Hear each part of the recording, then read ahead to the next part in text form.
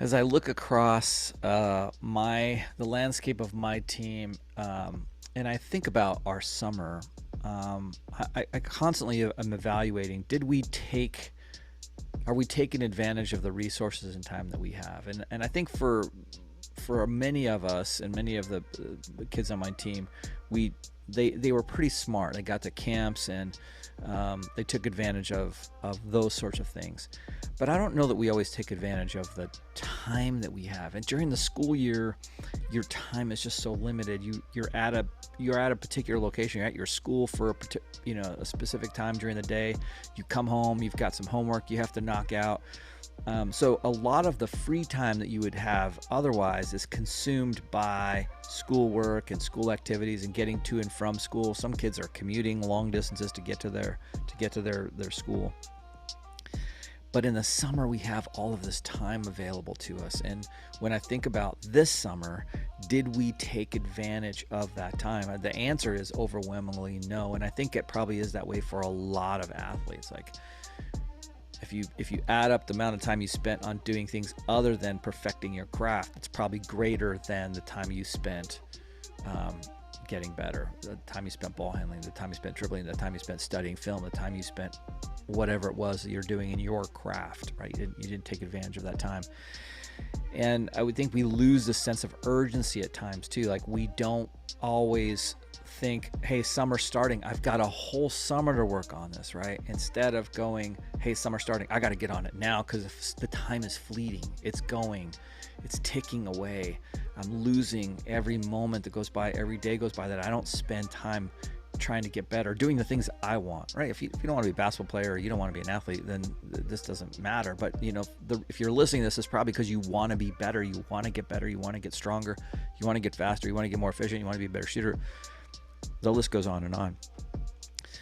And if you're not approaching the spare moments of the day that you have with urgency and taking advantage of those, you're kind of squandering a resource that you have. And now I look back to our summer, I think a lot of our athletes are probably thinking that now. Right now, pretty soon tryouts for this, like a fall league will start, and then we'll be into school ball, and then we're back at that same. And some kids on my team didn't make their school teams, right? And some kids did, and for those that didn't, I always ask them, like, are you doing everything you can do to get better? You're showing up to practice, but practice is limited to a very finite set of time. Right? You have all this other time to perfect the things that you learn at practice.